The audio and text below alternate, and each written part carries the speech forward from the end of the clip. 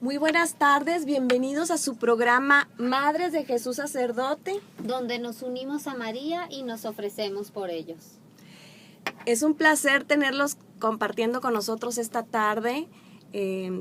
Aquí está conmigo Julie. Hola Julie. Buenas tardes a todos.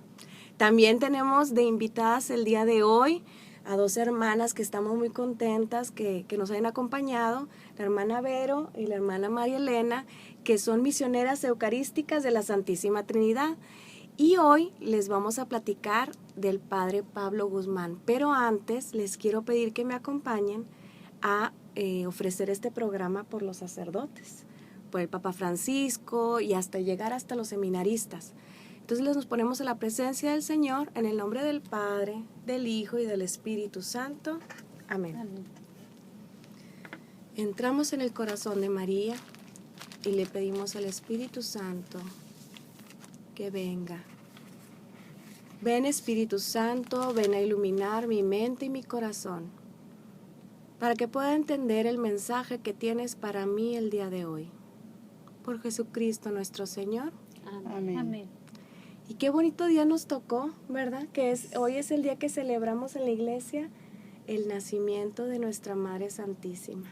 Esa tierna niña que tanto impactó y atrajo las miradas del Padre, de toda la Santísima Trinidad.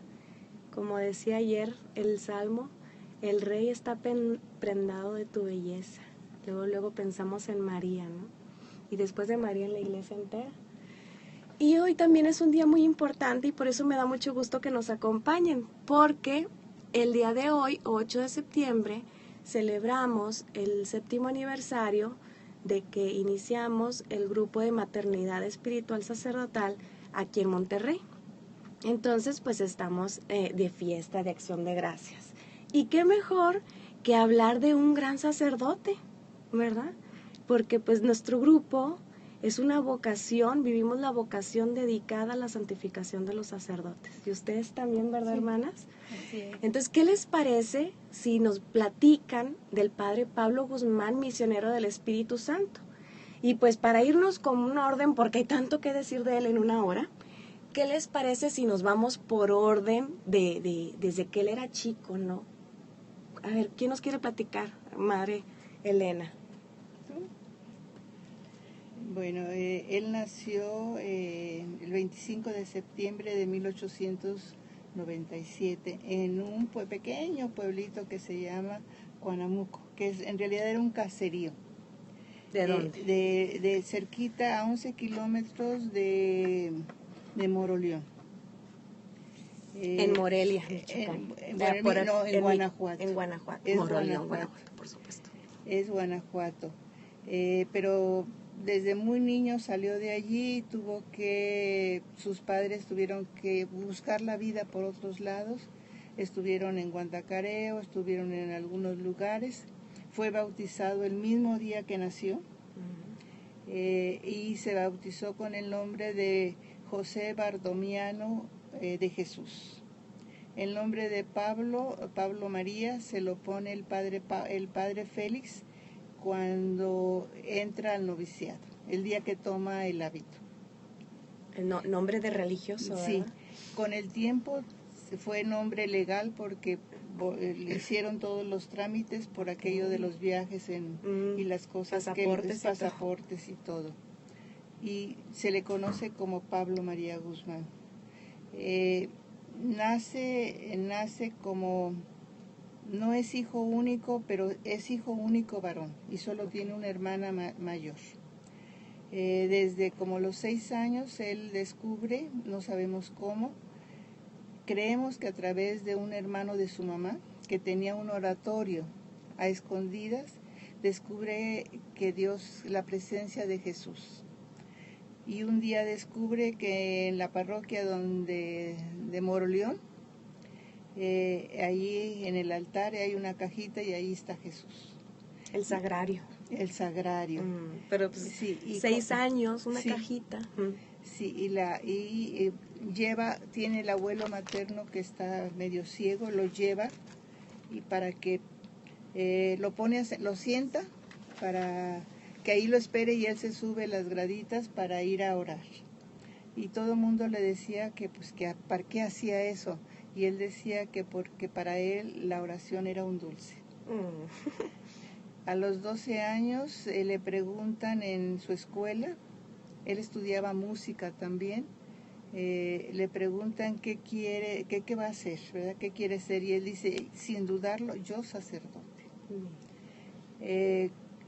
Cuando él llega a su casa y dice que quiere ser sacerdote, los papás le dicen pues que no, porque no hay dinero para pagar el seminario. Entonces, sin más, se pone él a trabajar, consigue trabajo en el telégrafo, de ahí de Moroleón, y por algún tiempo está como aprendiz. Luego le dan un puesto ya pagado en Querétaro, y allá va toda la familia. Por fin logran pues que la familia pudiera pagarle el seminario, y entra al seminario en 1911, al seminario menor que está en Pátzcuaro. De ahí pasa al seminario mayor, y en 1914, cuando la persecución de Carranza, toman el seminario, destruyen el seminario, y a ellos los sacan de fuera. Entonces él desde un poquito antes tenía la inquietud de que Dios le estaba pidiendo, él quería ser sacerdote, pero sentía que Dios le pedía dar su vida por la iglesia, no como sacerdote, sino como seglar. Y entonces ya el 15 sale del seminario, quiere estudiar medicina, cierran la escuela, quiere estudiar farmacia, y empieza a trabajar en una farmacia. Al año se hace novio de una muchacha, se enamoran así muchísimo los dos, y él sentía que estaba enamorado, sabía que estaba enamorado y que la quería mucho. Ella dice que le decía mi cielo. Se llamaba Esther y le decía Tero. El caso es que en él había una lucha muy fuerte entre ser sacerdote y casarse, ¿verdad? Porque como que al principio creía que Dios lo llamaba a dar la vida como mártir en la lucha, ¿no? Y le sigue la inquietud, y entonces él se desconcierta.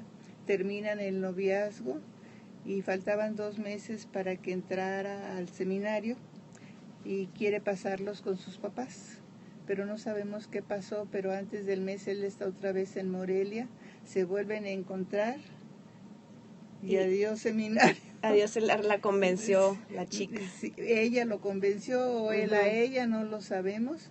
El caso es que vuelven otra vez, se reanuda el noviazgo, y se empiezan todos los trámites de la boda. Se hacen las amonestaciones, la hermana del padre le hace el vestido a la novia, él se manda a hacer su jaquet, que era lo que se usaba, y estaban hasta los guajolotes listos, porque faltaba engordados, sí, porque allá es mole.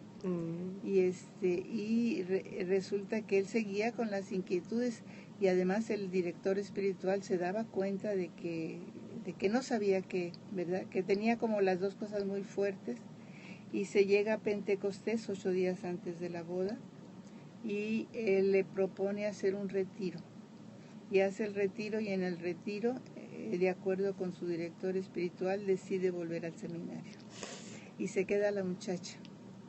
Casi vestida y alborotada. Pues no casi, sino 8 días antes. 8 días antes. Pero no solo fue el sufrimiento de la novia, porque sobre él se vino un mundo de críticas, claro, y de habladas y de cosas, porque, pues, ¿qué se dice de alguien que se arrepiente, verdad? Sí, con tan poquito tiempo, sí. Qué responsabilidad. Sí, muchas cosas.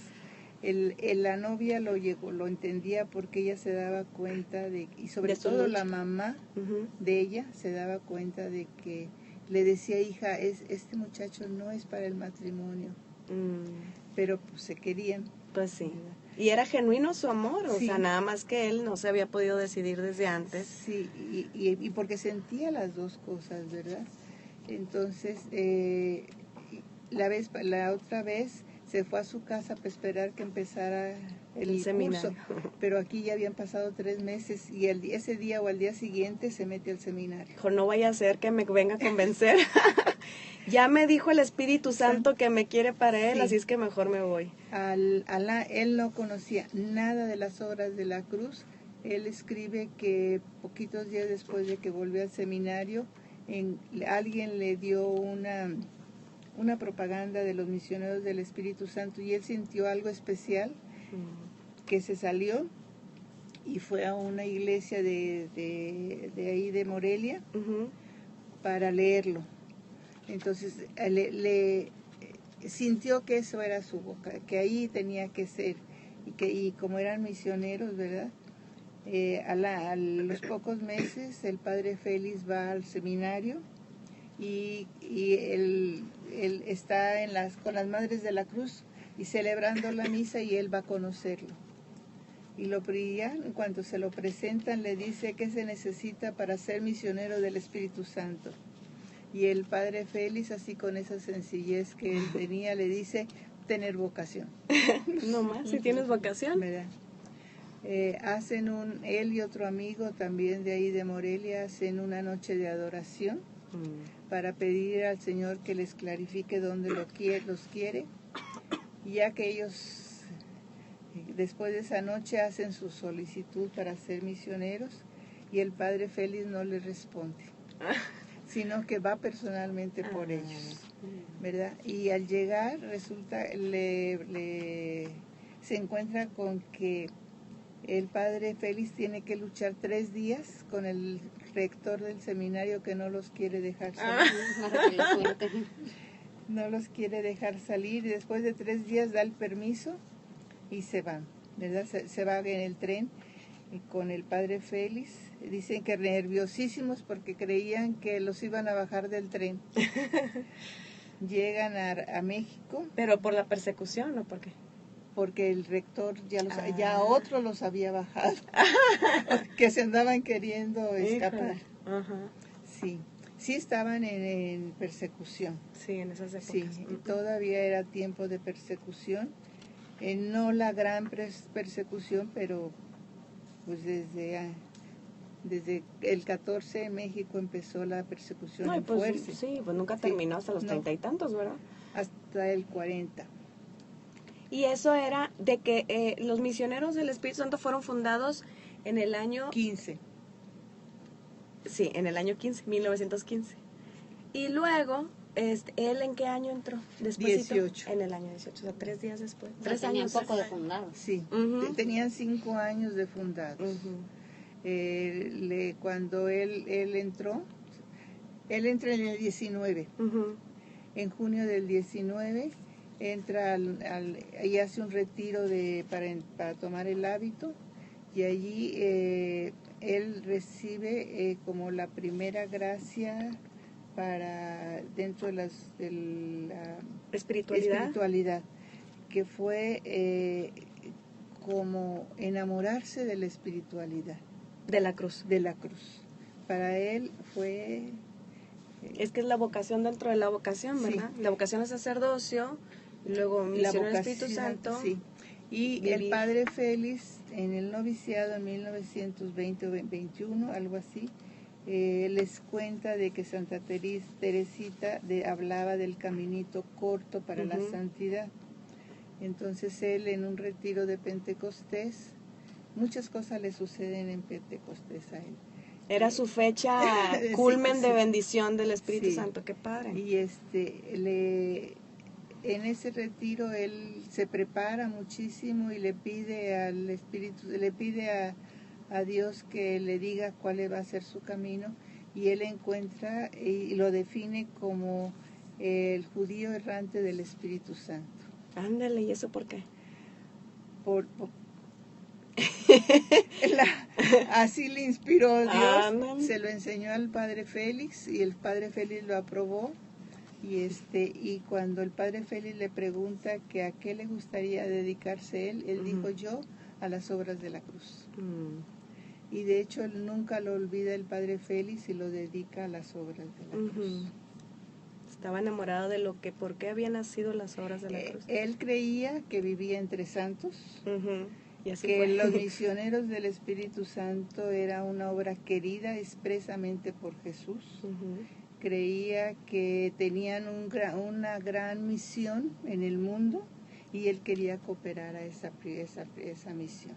Claro, y qué interesante que nos platicas, que él le llamó mucho la atención el caminito, ¿verdad?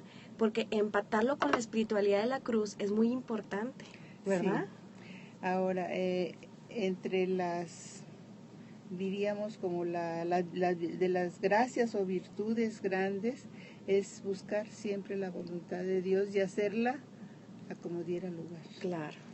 Lo mismo le pasa cuando él quiere entrar al seminario y le dicen que no,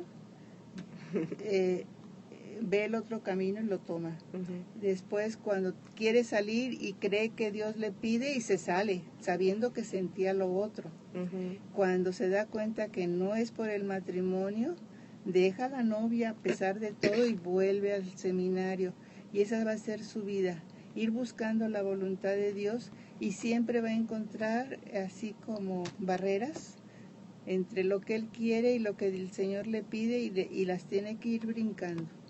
Digamos que practicó mucho el hacer la voluntad a costa de su voluntad, ¿verdad? Sí. Y me imagino yo, bueno, ya nos platicarás, pues fue unificando su voluntad a la de Dios hasta querer lo mismo, ¿verdad? Sí. Bueno, y ya una vez ordenado, ¿a qué se dedica? ¿Cuál era su apostolado? Ajá. Digo, me dices de las obras de la cruz, pero a ver, cuéntanos de... Ser judío errante del Espíritu Santo, porque él se ordena en 1923 y el padre Félix, como a los 8 días, lo nombra su director general de la familia del Espíritu Santo. Y eran muchos los centros del Espíritu Santo que había en la República. Muchos de ellos incipientes y muchísimos él los fundó. Él fundó esos centros en muchos lugares de la República, y en 1926, cuando el apostolado de la cruz no lo manejaron siempre los misioneros, a pesar de ser una obra de Conchita, porque el padre Mir, que era el director espiritual de la señora Armida, era el encargado en ese entonces, no era necesario. Sí, era el encargado, y hasta 1926 los jesuitas entregan el apostolado de la cruz a los misioneros. En cuanto se lo entregan, nuestro padre el padre Félix lo nombra subdirector general del apostolado de la cruz. Y se dedicó a eso. 21 años fue subdirector general, y entre las primeras viajes que hizo, en noviembre de 1926, fue Monterrey. Mira. Junto con el padre Jardón. Fue muy él fue muy su amigo. Santo también. ¿Santos andan entre santos? Sí. Los santos no se dan solos. Se apoyan, ¿verdad? Sí.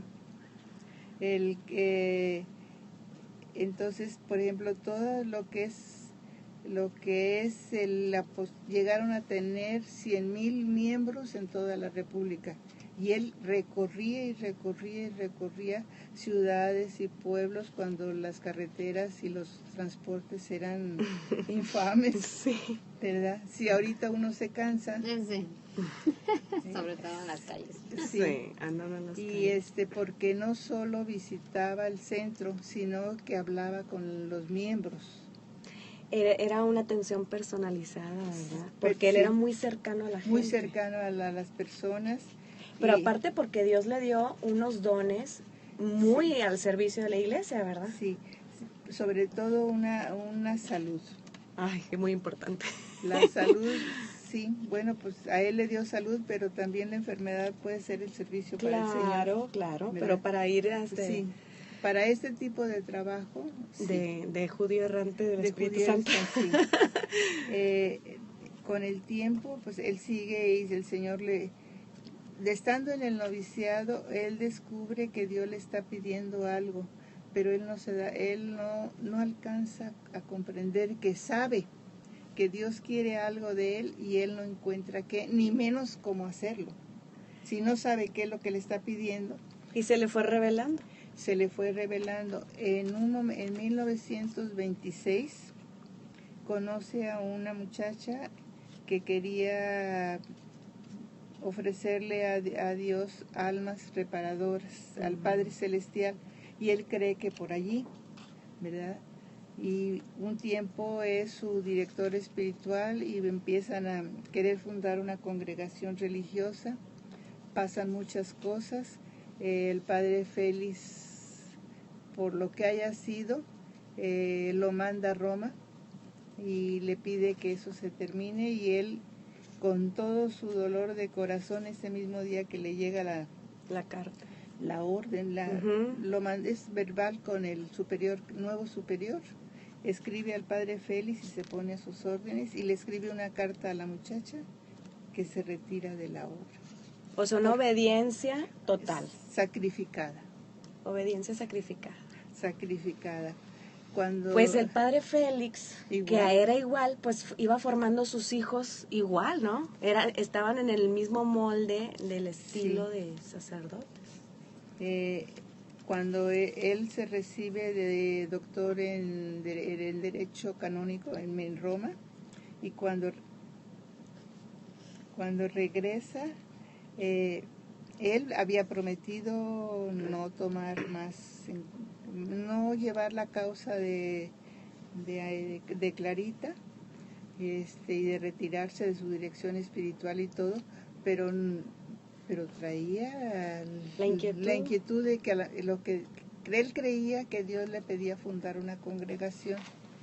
Entonces, en esas vueltas y vueltas de los viajes del apostolado de la cruz y de la familia del Espíritu Santo, va conociendo muchachas que en dirección espiritual, los misioneros fueron fundados para ser directores espirituales.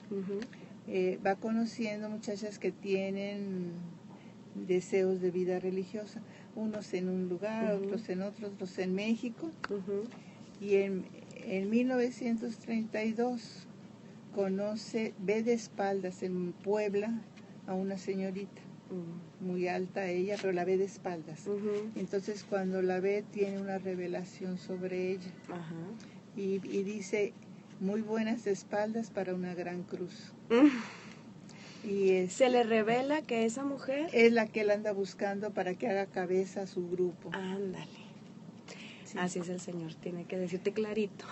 Sí, y para él va a ser algo tan fuerte que, a pesar de tantas otras cosas que se oponían, él mantuvo que ella era la que Dios le había designado para ser cabeza a ese grupo.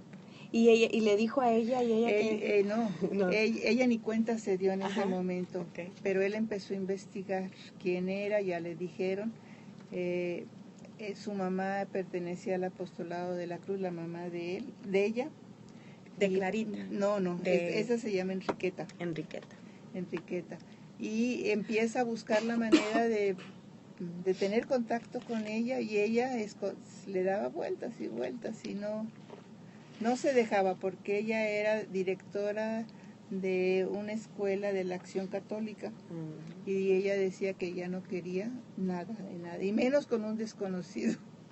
O sea, él sí la buscaba y ella se hacía sí, sí, y así, y como él iba cada mes a Puebla, pues cada mes intentaba y ella no. Hasta que un día el hermanito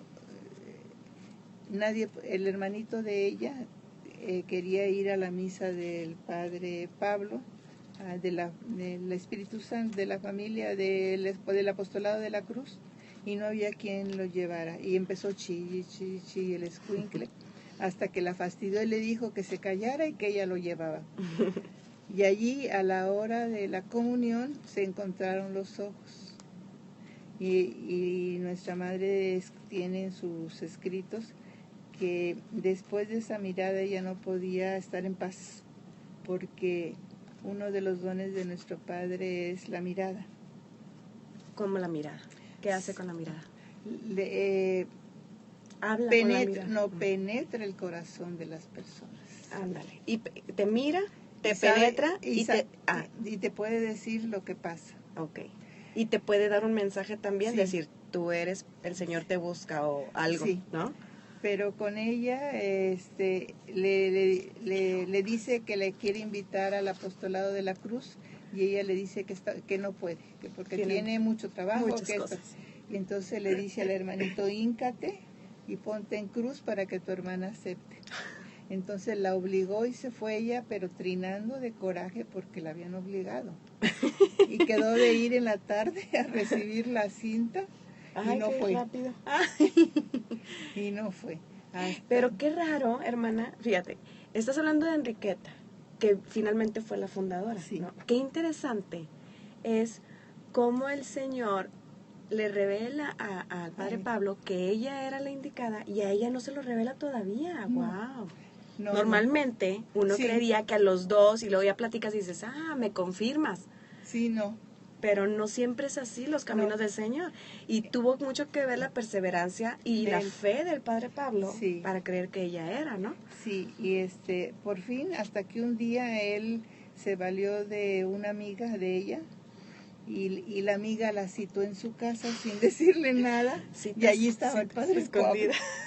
Allí estaba, y ella se levantó rápido, cuando lo vio, se dio la levantada para salirse, y él la detuvo, y entonces le empezó a decir cosas de su conciencia que ya nadie le había dicho.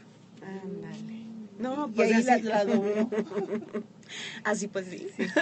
Y ese día él se convierte en su director espiritual, y la empieza a formar en la espiritualidad de la cruz y en lo que él piensa que Dios le pide para la nueva congregación. Pero resulta con que pues ya tiene todo. La presenta el 25 de agosto. El 25 de agosto la presenta al Padre Félix, porque él decía, si el Padre Félix no la aprueba, pues no hay nada. No procede. Sí. Y va con él y el Padre Félix la prueba. Que también tenía un don, para detectar a la gente, ¿verdad, el Padre Félix? Y la prueba, y entonces ya tiene a la fundadora, ya tiene al grupo, ya tiene la aprobación del Padre Félix, del superior. Su fundador y su director espiritual, su superior general, todo era el Padre Félix para él. Y entonces ya está decidido, ¿no? Y el 23 de junio del 33 le dice la cita ella viene a México porque el padre estaba en México por un santo de algún pariente, una pariente de ella, y ella lo va a ver porque ella le había dicho que ella quería ser religiosa, pero que quería una congregación de espíritu sacerdotal. O sea, ella tenía ganas de ser religiosa, pero nunca había pensado en fundar. Yo no lo entiendo. Sí, pues que llego y alguien me enseñe. Pues sí. Y resulta con que en esa ocasión ella le pregunta que si ya sabe a dónde puede entrar, y él le dice que la congregación donde ella va a entrar no existe, que ella va a ser la fundadora, que en nombre de Dios viene a pedirle que sea la fundadora. Y nuestra madre platica que ella estaba sentada y él se paró todo fogoso y se le venía casi encima a decirle, ¿no? Y ella nada más para atrás. Casi puedo ver la escena. Sí. Y fue tal impresión. Sí, tal emoción de nuestro padre que ella dice que sí. Pues sí. ¿Lo vio con mucha seguridad? Pues sí, él tenía tanta seguridad, ¿verdad? las cosas siguen su marcha, pero en un viaje de Puebla a México, él encuentra bueno, no encuentra, pero él va leyendo un libro, un folleto, que se llama Adsumos. Y allí hay un artículo de una persona que se llama Dionisio de la Trinidad. Y cuando él lo lee, se le revuelve todo su corazón, porque habla del Padre. Y él había tenido en un tiempo atrás un momento de crisis, porque el Padre Félix les hablaba de consagrarse a Jesús. Y él no sabía si al Padre, si al Hijo, si a la Madre. ¿A quién? ¿A quién? ¿A quién le voy? ¿A quién? Y había que irles a todos. Pues sí, pero el Padre Félix se fue por Okay, Jesús, okay. ¿verdad? Pero sentía lo del Padre. Y resulta que cuando lee el folleto, empiezan las cosas a darle vueltas adentro. O sea, se le cambia la visión. Y consulta con el Padre Félix, y el Padre Félix le dice que él no solo era subdirector del Apostolado de la Cruz, sino también escribía las revistas, y las editaba, y las mandaba, y las empacaba, y las revistas del Apostolado de la Cruz y de la Familia del Espíritu Santo. Y le dice, escriba unos artículos sobre el Padre. Uh-huh. Entonces, Dios Padre. Sobre Dios Padre. Y creemos que entre noviembre y diciembre del 32 estás escribiendo el primer artículo. Para documentarse, coge la Biblia y empieza a orar con la Biblia, y se encuentra el pasaje de la Samaritana de Juan 4:23, uh-huh. Juan 6:4-23, y se da cuenta de que allí, o sea, por revelación de Dios, se da cuenta de que Jesús no vino solo a salvar al hombre, sino viene, según Jesús mismo le dice a la samaritana, que él ha venido a buscar, que ya llega la hora, y ya estamos en ella, en que los adoradores adoren al Padre en espíritu y en verdad. ¿Verdad? Entonces la primera misión de Jesús es buscarle adoradores. Y eso lo transforma todo su pensamiento, ¿verdad? Y él en ese momento recibe el carisma de ser, buscar y formar adoradores del Padre. Ay, qué bonito. Y entonces eso lo marcó para entender cómo debía de ser el carisma de la nueva orden, sí, que debía de fundar, ¿no? Sí, y la suya personal, como su dentro de la espiritualidad de la cruz, su uh-huh. misión de ser, buscar y formar adoradores. Y se dedicó por muchos años a nosotros, porque él pensó que eso era lo que le estaba pidiendo desde 1920. En 1950 él va a Roma al dogma de la Asunción de la Virgen, y de regreso se viene con su superior generalista en España, y en Madrid, en el monasterio de la Encarnación, él está haciendo adoración, y tiene otra gracia. Uh-huh. Se da cuenta qué es lo que Dios le pedía desde que era novicio. Finalmente se lo revela. Sí. O sea, poco a poco. ¿verdad? Va él, y lo que él encuentra es que Dios le pide que forme una humanidad adoradora. A través del sacerdocio, uh-huh. y el sacerdote a través de la misa, ¿verdad?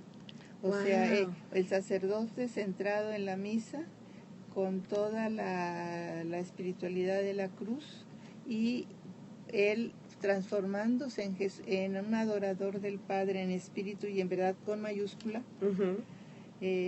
Pueda formar a sus feligreses, y así la humanidad llegaría a ser se regresa a México, ¿verdad? y durante 2 años está dándole vueltas. Nuestro padre no era así de que hoy, Hacer las cosas rápido ya. sí, sobre todo de este tipo. Hacia el discernimiento. Sí. Ok. Y Entonces pasaron 2 años de que le había dicho a Enriqueta, oye, tú vas a No, fundar. no, ya habíamos fundado desde 1936 y estamos en el 50. Válgame Dios, pero se fue afinando Sí. el carisma o la vocación de ustedes. Pero él Con la misión. no la vocación de nosotros, sino que lo que Dios le estaba pidiendo desde 1920 a él. Ajá. Nosotros fuimos fundadas para agradecer el sacerdocio, siendo formando y buscando, siendo, buscando y formando adoradores. Esa es nuestra misión. Son líderes de iglesia. Siendo, buscando Y formando adoradores del Padre. Sí, Y como líderes de iglesia. Así es que podemos vender chicles en el metro y si ahí formamos adoradores, estamos cumpliendo. Muy bien.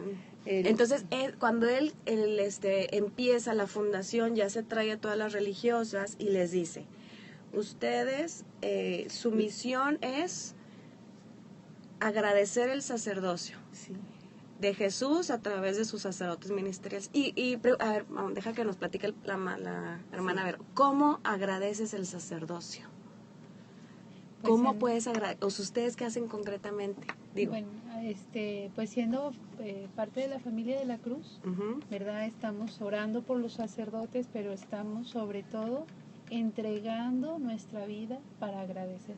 O sea, todo lo que hacemos desde levantarte, desde bañarte, tus oraciones, tu misa comunitaria, todo lo que tu apostolado, nosotros tenemos diferentes actividades, todo lo que hagamos es agradecer, todo eso en oblación para agradecer el sacerdocio de Cristo, porque nuestro Padre se dio cuenta que ese don que él había recibido era una cosa maravillosa.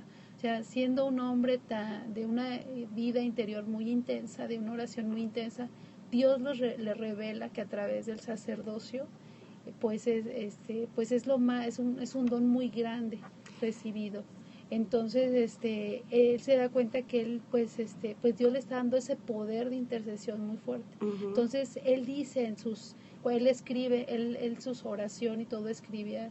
Entonces nosotros tenemos escritos donde él dice en sus ejercicios espirituales, necesito almas que me ayuden a agradecer. Dice, porque es una deuda eterna, y por todos mis hermanos sacerdotes. Pensaba en él y pensaba en todos los sacerdotes de antes de él y después de él. Entonces, por eso las misioneras eucarísticas de la Santísima Trinidad estamos ofreciendo nuestra vida por todos los sacerdotes. Aquí quiero leerte algo que él dice del sacerdocio. Dice, siento en mi alma el secreto del amor de Jesús al sacerdote. Primero en forma vaga, cuando desde niño pensé en el sacerdocio, pero más tarde, al ser ungido sacerdote, experimenté en mí mismo ese amor. Dice, por eso lo amo y lo agradezco en mí y en todos los sacerdotes. Por eso busqué y busco almas que me ayuden a agradecerlo. Por esto quiero emplear mi vida en servir y ayudar al sacerdote para que goce la realidad de este secreto. Bueno, amén. Sí.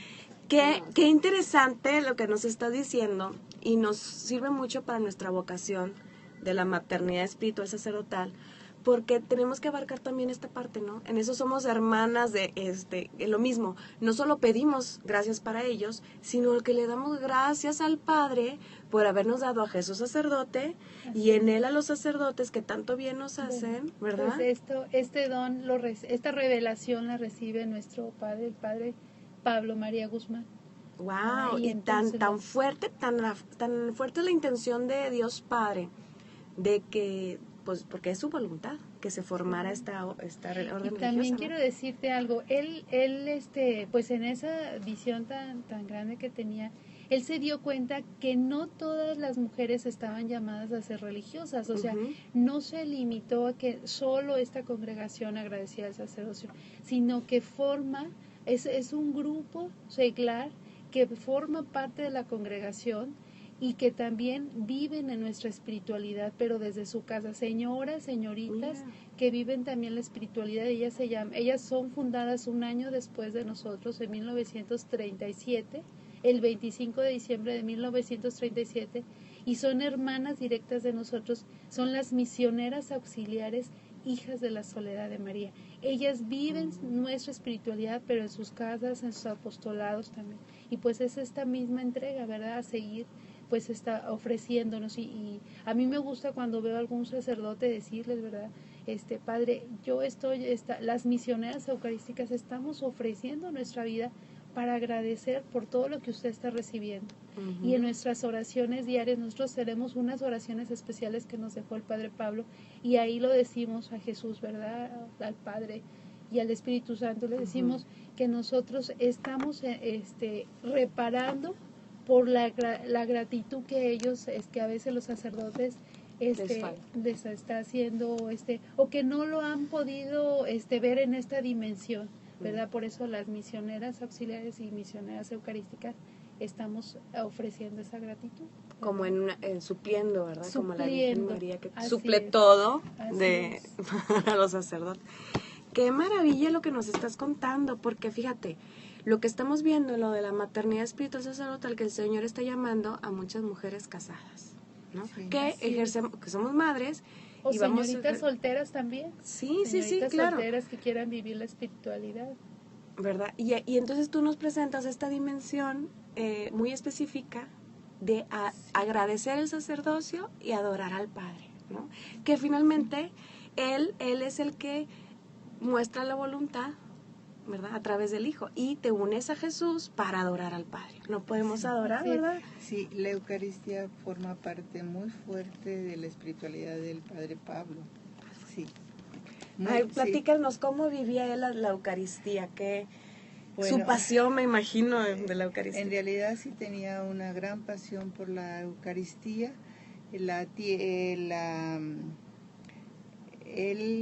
Nosotros somos misioneras eucarísticas, ¿verdad? Tenía que. Por eso. Y él dice que todo, nuestra entrega, nuestra vida, el servicio que hacemos, el ofrecimiento que hacemos por los sacerdotes, que todo lo que nosotros alcancemos lo tendremos que alcanzar al pie del altar. Claro, y eso es lo que también nos ha revelado a nosotros. Y que su congregación, hermana, ustedes no son de contemplativas. Somos contemplativas activas, las dos cosas. Tenemos diariamente una hora las oraciones, la misa, todo lo que el oficio, el oficio, pero aparte cada una tiene una hora de adoración.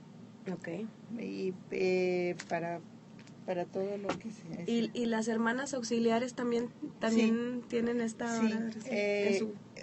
Bueno, se adaptan al tiempo, ¿verdad? A sus actividades, pero su servicio está en transmitir esta espiritualidad en sus trabajos, en su familia, en el ambiente social que cada una tiene, ¿verdad? Pueden llegar a acompañarnos en nuestras misiones. De hecho, ya ha habido algunas que se han ido con nosotros a Bolivia. Van de misiones regulares. Permanentes por el tiempo que puedan estar. Algunas también pueden llegar a vivir juntas, 2 o 3, ¿verdad? Por ejemplo, que se quedaron viudas o que ya no tienen familia, bueno, para en lugar de estar cada quien en una casa o en un cuarto, pues se pueden juntar. ¡Qué maravilla! Sí. Bueno, síguenos hablando de la pasión del Padre Pablo por la Eucaristía. Sí, ¿Tienes alguna anécdota o algo que cuéntanos?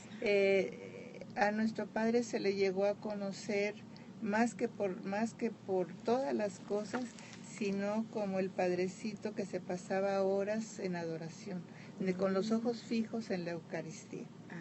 En una de las comunidades dicen que en el lugar donde él se hincaba quedaron las huellas de sus zapatos. Yo no las he llegado a ver, pero Hermana, tú lo conociste, ¿verdad? sí, yo lo vi morir. Mira nomás. Ahorita nos cuentas esa parte. Todavía no llegamos. Bueno, ¿y cómo le hacía él con tanto trabajo para pasar las horas ante Jesús de Eucaristía? Eso es lo que es increíble en él, porque era de una actividad terrible, de viajar, de ir, de venir, de recorrer, por ejemplo, las ciudades llevando la Eucaristía a sus enfermos, si alguien lo llevaba bien y si no, se lanzaba a pie, ¿verdad? ¿A pie o en caballo? Lo que o podía. carreta, lo que... Pero cómo Dios multiplica el tiempo. El tiempo. O sea, ¿no? Es el Dios de la multiplicación. Sí. Y si llevas una vida entregada al Señor, pues digo, el Señor te da el tiempo para todo. Sí. Yo me acuerdo que cuando se funda Japón, porque tenemos casas en Japón y nosotros fuimos las primeras religiosas mexicanas que fuimos a China. Wow. Hasta que nos expulsaron los comunistas. Sí, hasta que nos expulsaron. Pero Paréntesis, ¿dónde tienen casa? ¿Japón? Ahorita en China ya no, Ya porque no. pero tenemos casas en Japón, tenemos en Bolivia, en Perú, en Estados Unidos y en México. Muy bien. Tuvimos en Filipinas, tuvimos en China. Y entonces, cuéntame otra anécdota que me ibas a contar ahorita, algo del padre. Sí, las personas lo recuerdan, ¿verdad? Como el padrecito que se pasaba horas y horas. La gente podía verlo y ahí estaba él en adoración. A la hora que decían que a la hora que iban a misa o que iban a la iglesia. Oye, ¿y no tendría don de bilocación? Oye? Sí, tenía don. ¿Sí? Tuvo muchos dones. A En ver, realidad, cuéntanos. por ejemplo, tiene el don de bilocación. Bilocación es estar dos lugares al mismo tiempo. Tenemos el testimonio de una hermana que estando en Japón, nuestro padre, le llegaron unas cartas para agradecerle que tal día había ido a ver a unos parientes que tenía enfermos y para ese tiempo nuestro padre estaba en Japón. Ah, o sea, ni siquiera entonces, cerquita. Sí, entonces la madre le dice, padre, pero usted estaba aquí. Y dice, ¿qué fue bilocación? Dice, eso dicen, pero usted no haga caso. Ah, pues de qué otra manera se sabe. Tenía, lo muy fuerte en él era la mirada, la penetración miraba y sabía, podía predecir cosas, podía decir qué le pasaba a la persona en el interior, si traía preocupaciones o cosas de su futuro, ¿verdad? También, ¿Y seguido se los decía a la gente? ¿O era muy discreto? Era muy discreto. Nosotros lo sabemos porque tenemos más de 4,000 cartas escritas, muchas a nosotras y muchas a muchos seglares que increíblemente las guardaron porque llegaron a ser importantes para su vida y después que murió nos las entregaron. Para la causa de cada Para la causa, sí. Oye, y me imagino que al tener ese don, ha de haber tenido las filas para confesarse la gente y todo, ¿no? Entonces, Sí. ¿cómo le haces? La gente llegaba a buscarlo porque era muy cercano y le decían, sobre todo la gente pobre, llegaba a buscarlo y hay testimonio de un superior de él que dice que llegó una viejita cansada y dijo, vengo a buscar, dice, ando buscando al padrecito que se parece a nuestro Señor Jesucristo. Oh, qué hermosa. Y ese era nuestro Padre. También otro de los dones que tuvo fue el de sutileza. Es decir, por ejemplo, aquí en este cuarto no hay más que una puerta de salida. Entonces, podía él estar adentro, entrar una persona, hablar con él y la siguiente que iba a entrar ya no estaba adentro. Ya se les había ido. Se les escapaba. Sí. Que dijo, no quiero hablar con la señora que sigue, entonces mejor me voy. No. No, pues tendría otras cosas, ¿verdad? Oye, ¿y ese don como para qué le serviría? Pues yo no sé, pero yo no sé. Habla de la pureza, ¿no? De todo su ser. Sí, la pureza para él, por ejemplo, nosotros tenemos voto de obediencia, castidad y pobreza. Para él, la castidad, más que un voto de abstinencia física, es un voto de pureza. de pureza, porque él constantemente está pidiéndole a Dios la pureza, que le dé, y eso lo trae desde la Virgen, porque desde su niñez, cuando él está en el seminario, él empieza a escribir la Inmaculada Virgen, o le da los nombres normales, ¿verdad? Cuando llega con los misioneros, se enamora de la Soledad de María. No es la Virgen dolorosa. La Soledad de María es de Pentecostés, de Pentecostés a la muerte. O sea, es la madre de la iglesia, la Virgen de la Soledad. El tiempo que pasó sin Jesús en la tierra. Sí, pero formando sacerdotes. Así es. Acompañando a los sacerdotes. Tan los acompañó que se dice que murió en Éfeso, en compañía de Juan. Y cuando ya nos había fundado a nosotros, en la fundación pensaron en la Virgen de Guadalupe como nuestra patrona. Pero en 1939 nuestra madre va a Roma para presentar al Papa la congregación, y en el trayecto pues era en barco, y va en el barco y va en el puente de arriba, y abajo, en la parte de abajo, estaba un grupito de como seminaristas o que iban de una congregación, pero de los que empiezan, ¿verdad? Novicios Sí. o hermanos, sí. Iban españoles, iban mexicanos.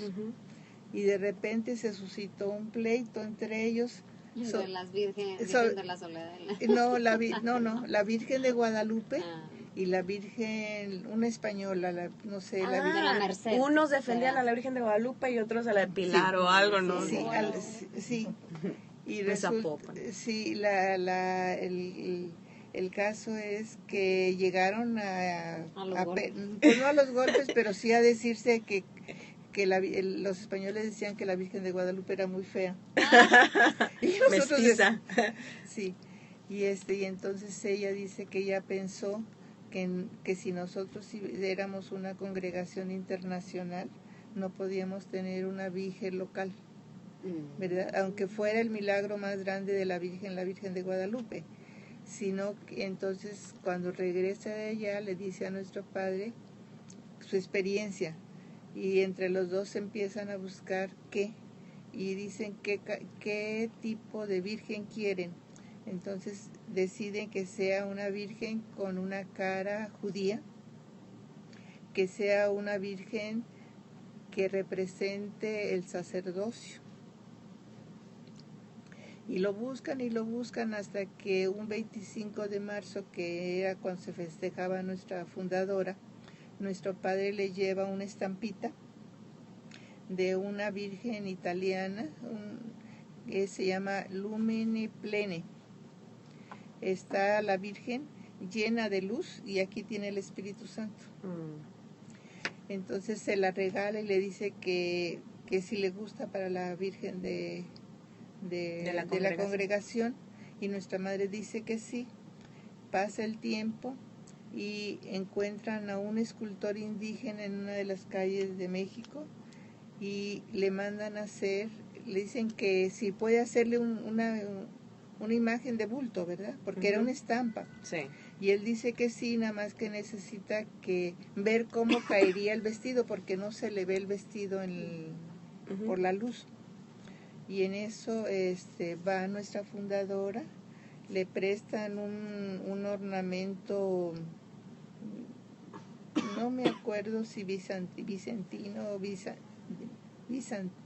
no me acuerdo de qué iglesia, y que es como un ornamento. Se lo pone ella para que él vea cómo cae, y hace la Virgen de la Encarnación. Porque es la Virgen sacerdotal, porque es en el momento en que el Espíritu Santo le invade y nace y se engendra Jesús. Y con él todos los sacerdotes. Sí, y en él todo. Sí, y esa es nuestra Virgen, la Virgen de la Encarnación. Es esta. Entonces tiene tiene el Espíritu Santo en el pecho. Entonces, la relación, o sea, tenía una relación muy fuerte con María. Muy fuerte. Hermana Vero, a ver, cuéntenos, ¿cómo era la relación? Porque aquí dice que nos cuenta la hermana que desde el seminario, pues ya él llevaba algo con María, pero ¿cómo le ayudó la Virgen María en su sacerdocio? Bueno, pues primero que nada, pues sí era uno de sus amores de nuestro fundador, de nuestro padre, y pues ve en ella pues esa madre, esa compañía, ese apoyo, ¿verdad? En todo momento, ¿verdad? Y él desde pequeño pues pues ya pues finalmente como mexicano veía la imagen de María de Guadalupe y algo pues que pues un favor de Dios, ¿verdad? Que cuando le ponen el nombre de religioso le ponen Pablo de Santa María de Guadalupe. Y hay un testimonio de un hermano que al ver que el padre Félix le ponía ese nombre a nuestro fundador, él se vio que una satisfacción, porque nuestro padre no le dijo al padre Félix que se quería llamar así, fue ya del padre Félix. Entonces, pues desde ahí como también la Virgen, una predilección, un cuidado de nuestro fundador. Y es que para esa gran misión que él tenía, porque, a ver, quiero que me platiques, aparte de fundar esta orden religiosa, ¿verdad? Que los dones que él recibió, las gracias, ¿cómo las empleaba así en la iglesia? Porque también escuché como que hacía curaciones, tenía el don de sanación, ¿verdad? Y porque él sabía que sus manos ungidas tenían un poder. Cuéntame de eso. Bueno, pues, por ejemplo, nosotros, bueno, él era, pues, un hombre de mucha oración. Entonces, algo que él era muy consciente, primero, pues, de ese don que había recibido como sacerdote, de la intercesión tan fuerte que él podía tener para pedir por los demás.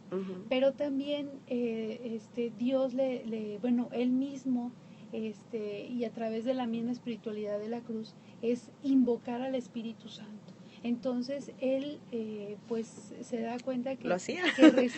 Sí lo hacía y funciona. Tenemos escritos de sus mismos ejercicios espirituales donde él dice, yo quiero ser poseído por el Espíritu Santo. Entonces eso todavía le da pues los dones del Espíritu Santo, ¿verdad? En un grado mayor, ¿verdad?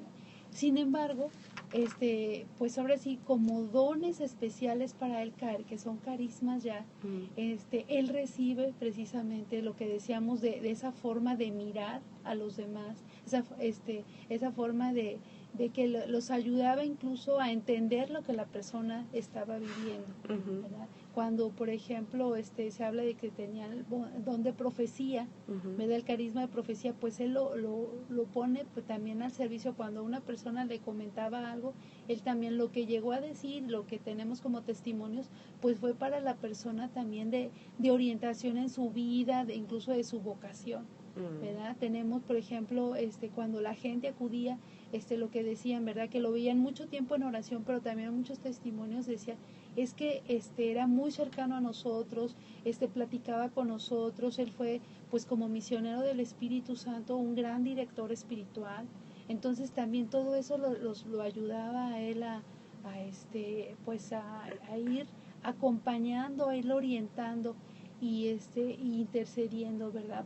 Entonces él tenía pues esos carismas que estaba poniendo al servicio. Varias personas pues le pedían por curaciones, por necesidades fuertes. Entonces su oración, tenemos testimonios que en vida varios de ellos recibieron milagros. Incluso tenemos una hermana que comenta que tenía un problema, se había lastimado un dedo o algo así, y nuestro padre a nada más se lo querían cortar. Se querían amputar, y entonces él le hizo oración, o sea, ella lo escribe, ¿verdad? Que hizo oración y el dedo se le sanó. No fue fue su proceso normal, ¿verdad? Pero se le sanó cuando los doctores les decían que no. Que y así también hay testimonios de él después de su muerte, que también han invocado su intercesión hasta de la resurrección de un niño.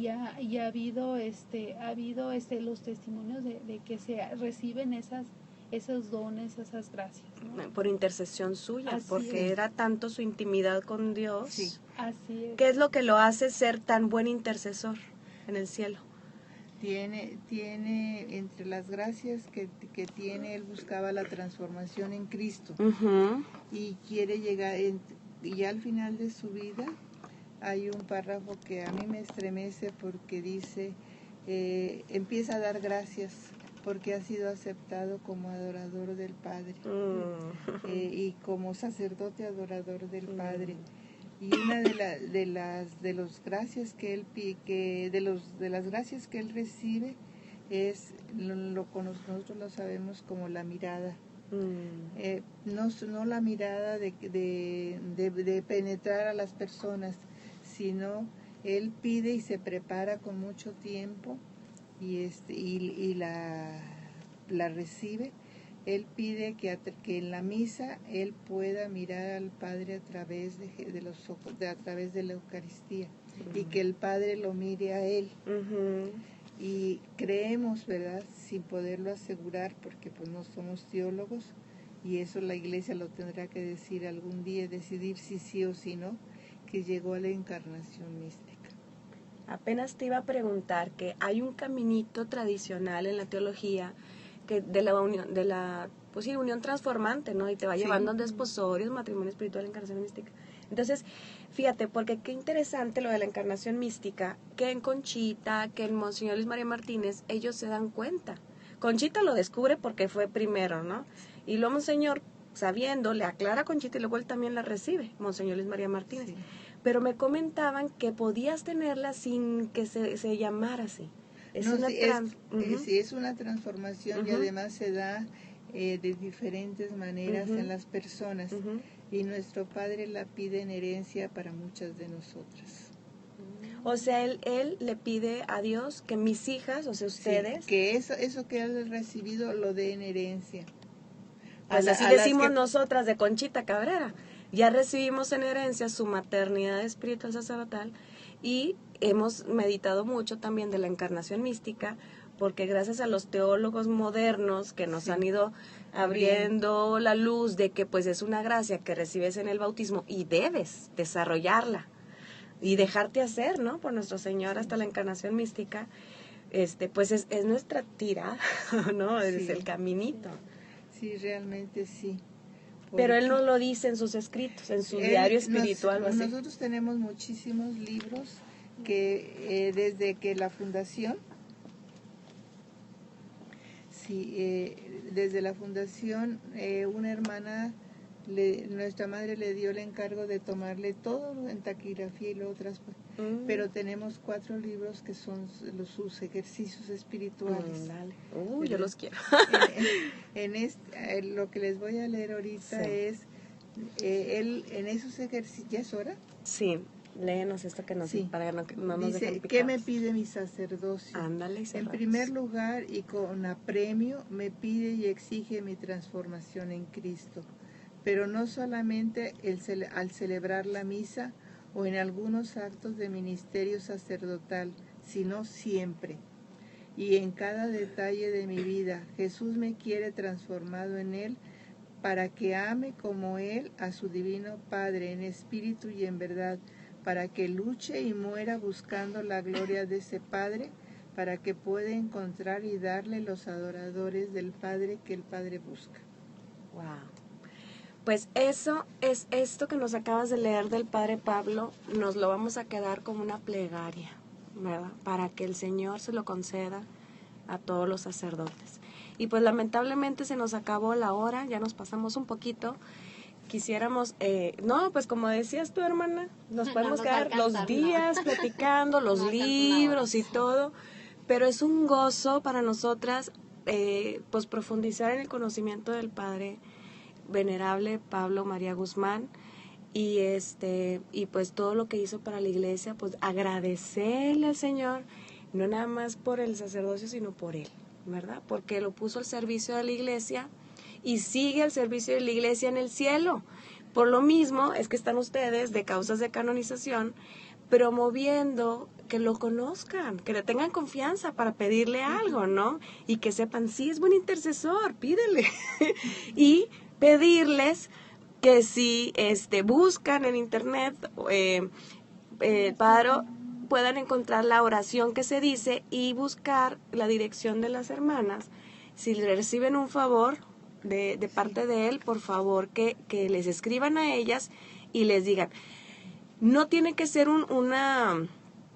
no tiene que ser un favor de vida o muerte, cualquier favor que le pidan, pero si es de vida o muerte, pues que mejor, porque son los que se necesitan. Tenemos más de 5,000 testimonios agradeciendo favores. Ándale, pues Y tenemos qué bueno. favores de primer orden, pero...